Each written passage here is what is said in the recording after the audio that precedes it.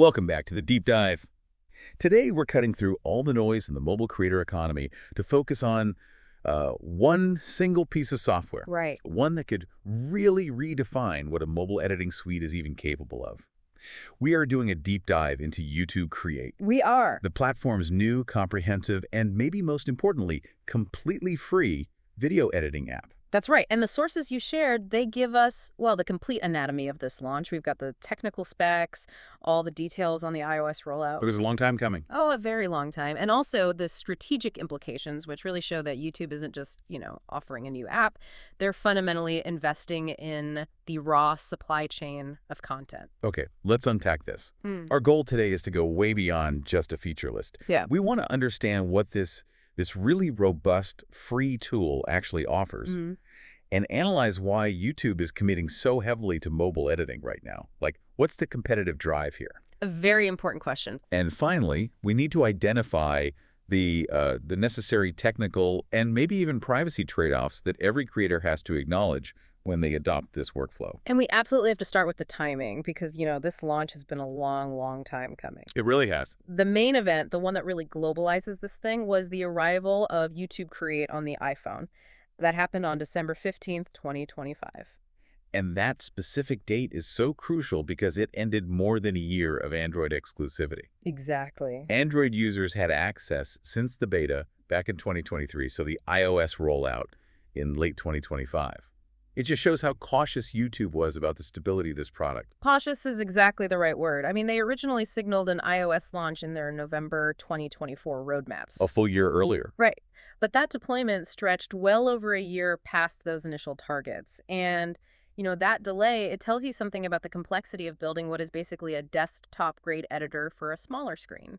And for the iOS architecture specifically, so when it finally hit the App Store, what were the requirements? I think you need a pretty modern phone for this, right? You do, absolutely. To run YouTube Create, you need an iPhone XR or later, and it has to be running iOS 17 or later. Okay. This just ensures you have the necessary processing power and the underlying OS features for things like real-time video rendering. That makes sense. But what really stood out to me in the sources was that this is a fully standalone product. It doesn't live inside the main YouTube app or even YouTube Studio. Why do that? Well, it's a classic strategic separation. YouTube basically has three functions, right? Consumption, that's the main app. Right. Then management and analytics, which is Studio.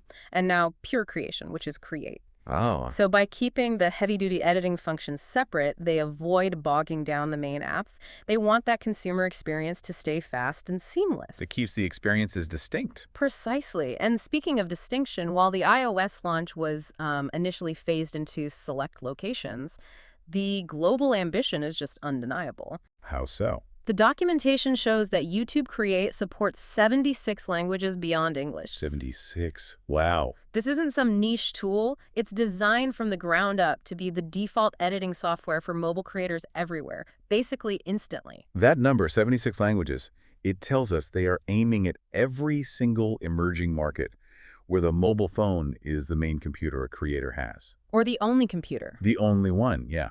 So this isn't just about optimizing existing content. It's about seeding the next generation of global creators. It absolutely is. And there's a small detail that supports your point. The current iOS version is listed as 0.100.11. Sub 1.0. Right. That designation suggests that even though it's officially launched, they still see it as an ongoing beta. They are actively gathering global usage data to push out updates really, really fast. Okay, so that foundational context is critical. Let's pivot now to the capabilities themselves, because this is where the value proposition really hits home. These features are designed to address the two biggest pain points for new creators: complexity and cost. Yes. So let's start with the automation, the features that basically replace expensive third-party tools. The automation is, frankly, spectacular, especially for short-form content. The single most impactful feature has to be the automated caption generation. Okay, let's just pause there for a second. Yeah. If you're a creator, that capability alone often costs you, what, $15, $20 a month from another service? Right. Or hours of manual work. Right. hours. And now it's integrated and it's free. That's a huge reduction in overhead. It's transformative for small teams or, solo creators. And it doesn't stop there. No, they put serious engineering effort into cleaning up audio, which is notoriously difficult on mobile devices. What specifically do they include for that? A dedicated audio cleanup tool. It's for background noise removal. So think traffic, an air conditioner humming, echoes. And it intelligently deals with all that. And you can record voiceovers in the app, too. Yep. In-app voiceover recording. The seamless workflow is the key. You record your narration, you clean it up with a single button press, and it drops right onto your timeline. You never leave the ecosystem. That frictionless process saves so much time, which of course directly translates into higher content volume. That's YouTube's ultimate goal, but we'll come back to that. We will. What about the visual editing suite? Well, they've packed in all the expected stuff. You can combine videos, photos, audio on a timeline. You've got tools for trimming, clipping, cropping. The basics. All the basics, plus over 40 transitions, full-speed adjustment controls for slow-mo or time-lapse. But the feature that really brings desktop-level magic to mobile is the cutout effect. The green screen eliminator. Precisely. It gives you that chroma key-style background removal without a physical green screen. Or heavy desktop software. Exactly. For a mobile-first user, that just instantly democratizes a professional visual effect. You can film yourself anywhere and just pop yourself onto a new background. And the content libraries are another massive piece of this. It solves that constant anxiety for creators about copyright strikes. Completely. You get access to thousands of royalty-free tracks and sound effects right there in the app. No more scrambling for clearance. Or worrying about that dreaded copyright claim. Exactly. And they've also integrated a really clever feature called beat matching. It automatically analyzes the rhythm of the soundtrack you pick. And syncs the cuts to the beat. It synchronizes your video clips or your transitions to those beats. It's fantastic for generating excitement and pacing, especially for shorts where you have to hook the viewer in, seconds. It makes a newbie editor look like a pro. It really does. And then you have hundreds of fonts, stickers, GIFs, emojis, full color adjustments. Yeah. It's a comprehensive suite. It is, which brings us perfectly to the deep strategic question. You mentioned the competition earlier. CapCut, InShot, KineMaster. Right. These companies operate on a freemium or a subscription model. They charge for the exact features YouTube is just giving away. So why? Why is YouTube doing this for free? That is the million-dollar question. Or maybe the $70 billion question given their scale. So what's the financial rationale here? The strategic context is pretty clear. The free distribution, it's a sophisticated form of customer acquisition. YouTube is just absorbing the entire cost of the tool as an operational expense. Because their main goal isn't to sell software. Exactly. It's to reduce the friction between the act of creating and the act of publishing to their platform. They just want content volume. So their economic incentive is just fundamentally different from a tool company like CapCut. Completely. CapCut makes money when you subscribe. YouTube makes money when that video gets watched. By providing the editor for free, they align their economic model perfectly with content production. If you make 20 videos a month instead of 10, YouTube's ad inventory just doubles. Precisely. And we really need to grasp the scale we're talking about here. Give us the numbers again. The scale is just monumental. YouTube paid out $70 billion to creators, media companies, music partners over just 3 years through 2024. 70 billion. And right now, there are 3 million channels earning money through the YouTube Partner Program. This tool is designed to expand that 3 million channel pool dramatically. It's an investment in their supply chain. It's almost like an infrastructure project. That's a great analogy. They're giving away the creation device to power the consumption platform. And we see this strategy reinforced by their recent investments in AI. You're talking about the Edit with AI launch. How does that fit in with Create? Well, Edit with AI, which launched around November 2025, is designed to handle what they call the initial heavy lifting. Okay. So it can take raw footage, automatically arrange clips into a coherent sequence, generate a rough cut for you. And then you move it to Create. Then YouTube Create becomes the perfect optimized landing spot for those AI-prepped videos. The creator just skips the tedious stuff and jumps straight to refining the story. The whole workflow is engineered for speed and volume. So it's a powerful virtuous circle. AI lowers the bar for starting the content, and Create lowers the bar for polishing and publishing it. Now, let's shift to the business impact. And also the technical realities that people have to face. Okay, so on the business side, the iOS availability instantly broadens the creator base for things like partnership ads. Brands now have a wider pool of professional-looking creators to tap into. And this workflow is just hyper-optimized for short-form content, which has become a huge commercial success for YouTube. Absolutely. YouTube Shorts achieved revenue parity with long-form video in the US during Q3 of 2025. That's huge. It means every short is now proven, commercially viable ad inventory.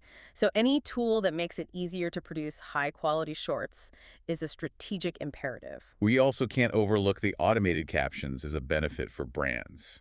Definitely not. I mean, it improves accessibility, which is great, but commercially, it improves comprehension in sound-off environments. Like people watching on the bus or in an office. Exactly. Brand content needs to land its message quickly, and automated captions just ensure that clarity. Okay, let's talk about the cold, hard technical limits. Yeah. You don't get all this for free without some trade-offs, right? You do not, especially on a mobile processor. What's the biggest constraint for professionals? The single biggest one, especially for anyone covering sports, action, or gaming, is the export limit. The app exports at 1080p high resolution, which is great, but it is always capped at a 30 frames per second frame rate. Wait, really? So if I shoot a high-quality action sequence at 60 FPS to get that smooth, slow motion, Create will downgrade the final output to 30. That's the current limitation, yes. The final output standardizes at 30 PPS no matter what your source material was. For action-focused creators, that is an immediate deal breaker. That makes the tool unsuitable for certain niches right out of the box. What about other usability limits? Can it really replace desktop software? No. Yeah. Not yet. The mobile form factor inherently limits advanced capabilities. We're talking about complex multi-layer compositions, frame-precise editing on dozens of tracks. Professional audio mixing, that kind of thing. Exactly. What we'd call a desktop digital audio workstation, or a DAW. That level of granular control just isn't possible on a small touchscreen right now. So Create is designed for the 90% solution. A 90% solution, exactly. Fast, efficient, great-looking content. But that last 10% of highly nuanced work, that still requires a desktop. Okay, final major trade-off, Mm-hmm. and maybe the most important one for the listener. The cost of free is often our privacy. What does the App Store say about data collection here? Well, the data collection is comprehensive. It reflects standard Google practices, and it is the trade-off. The App Store listings indicate the app collects multiple data types linked directly to you. Such as? Location data, contact info, search history, device identifiers, and crucially, user-generated content and usage data. So not only is Google collecting data about how I use the app, but I am giving them access to my raw, unprocessed draft content, my intellectual property, before it's even published. That's right. You are feeding their AI systems and their platform analytics with the most intimate details of your creative process. It's a powerful tool for sure, but that data collection is the entry fee. That's vital context. So just to summarize the export functions, despite that 30 PPS limit, it does offer flexibility in aspect ratios, right? It does. Portrait 9.16 for shorts, landscape 16.9 for traditional video, and the square 1.1 format. And it all ties back to the strategy with direct publishing from the editing interface right to your YouTube channel. Maximum content, minimal friction. That is the entire design mandate. So if you followed us through this deep dive, here's the key knowledge you should take away. YouTube Create is a powerful, free, mobile-first editing solution.